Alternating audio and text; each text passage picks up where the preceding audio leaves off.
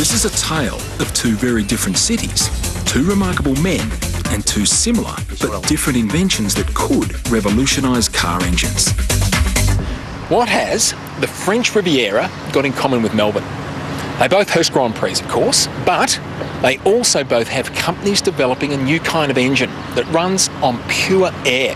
Now, power tools, of course, have run on air power for decades, but no one's been able to turn that technology to cars. Well, there's a French company here in Nice that's done it. Maybe the air car revolution is about to happen. The cost of feeding the average family's car with fuel is about $60 per week and rising. For a hybrid, the average is about half that. But imagine this, a whole week of driving for only a few dollars. Welcome to the place that could make it all happen. This is the factory of MDI, Motor Development International. It's run by inventor Guy Negro. 15 years ago, this French engineer was designing state-of-the-art Formula One engines. Today, he's leading the race to design the world's first commercial air-driven car. His factory is experimenting with vans, taxis and people movers that could one day go non-stop for an incredible 4,500 kilometres on just one tank of fuel. Guy Negro's been working on this air car for 10 years. These are just some of the prototypes. And when I say air, it runs on compressed air, of course. The compressed air pushes the pistons in the engine up and down rather than tiny explosions of petrol, like in a conventional engine. But doing that with air is a real challenge. But the reward is you end up with a car whose only emission from the exhaust pipe is clean, breathable air. Of course, the real ingenuity is under here, the engine. Now, it's a 4-cylinder piston engine, just like a regular car, but there are significant differences. For a start, that engine weighs less than half of a regular engine. That's because a lot of the components are made of aluminium. Now, the reason they can do that is because there's no combustion. This is driven by air pressure. In fact, you can hold your hand on that engine when it's running and it would just feel warm. So it's well below the melting temperature of aluminium, which means that something like 80% of this engine is made from that lightweight material. So instead of those tiny hot explosions of petrol and oxygen pushing the pistons up and down, like in a normal internal combustion engine, the air engine has compressed air doing the job instead. This is what the air car looks like underneath the seats. There are 3 compressed air cylinders, cutaway models of them here. Now, the pressure in these things is 300 bar. That's 150 times the pressure you'd pump your car tyres to. So, very high pressure environment. And that's why they're made of carbon fibre. If they made these of metal, if you had a car accident, they could explode and send shrapnel everywhere. Whereas the carbon fibre just splits. Now, the chassis itself is made of aluminium. The key to an air car is to keep everything lightweight, so you get the best possible mileage. Okay, let's give it a go. Clutch out. Hey, it's working.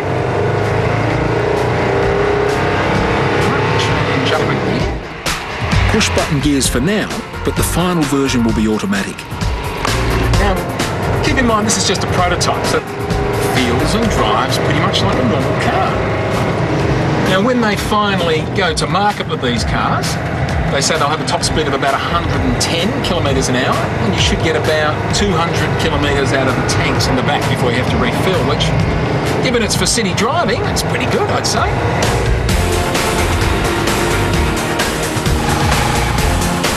The car could be refilled from a compressed air service station in just 3 minutes. Or plug it into a power point at home, and the onboard compressor will do the job in 4 hours, for about $2 worth of electricity. For country driving, they plan to use a hybrid engine, so there'll be petrol or even some biofuel that will help the air. So they should get a much faster car and also one that'll get a lot further.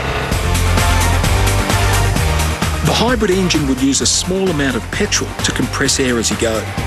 And on just one tank of petrol, you could get from Brisbane to Perth or from Los Angeles to New York. How's that for fuel economy? MDI plan to have their first cars on sale in Europe by next year. Engines will be available in 2, 4 and 6 cylinders, with car prices starting from less than $15,000. Later in the show, the Melbourne, Australia part of the story. The backyard inventor with his own air engine, and it's a little beauty. Earlier in the show, we showed you how one man's passion for air could save us a fortune at the petrol pump. Well, 16,000 kilometres away, a very different air engine revolution is taking place. I'm at the wholesale fruit and veggie market in Melbourne. 6 o'clock in the morning, and as you can see, it's total chaos here. Not the sort of place you'd expect to see the demonstration of a brand new technology. Yet, that's exactly what we're about to witness. The markets are noisy and pretty polluted, thanks to all those petrol and gas-powered trolleys and forklifts. Engineer and inventor Angelo Di Pietro is hoping to put a stop to all that, using his own air engine-powered trolley. The remarkable thing about Angelo's engine is its size. This is the petrol engine that came out of that car, and he replaced it with this. It weighs just 13 kilograms. And the reason that's possible is its ingenious design. Instead of pushing pistons up and down like in a conventional petrol engine and in the French air motor, here, compressed air moves a single rotary piston around to power the central drive shaft. The beauty of the design is that the engine parts hardly touch. A layer of air cushions the rotation of the piston, so there's very little loss of energy to friction, and so very little loss of power. In a normal car, much of the engine power output can be lost running the engine itself and things like the gearbox. Angelo's rotary engine will be much more efficient. There's no gearbox, few parts to move, and the engine itself is incredibly light, so much of the power goes straight to the wheels. Its size to power ratio is incredibly good. There's not many car engines that you can hold in your hands. And Angelo has plans for a new engine weighing just 6 kilos, less than half the weight of this one. For 30 years, Angelo has dreamt of creating the perfect air engine. And he's got home video evidence that his rotary air motor has got many more applications than just the veggie markets. It works on water, in cars, and is powerful enough to pull heavy loads. Angelo is still refining his engine. When the trolley is ready for the markets, there'll be no more dangerous fumes, and it'll be simple to refill. To fill up, of course, you don't need petrol, just a bit of compressed air. Takes about 2 or 3 minutes to fill up, and for that you get about 2 hours of driving. The trolley's already got the thumbs up down at the markets. So you reckon this is the future? It's gotta be, mate.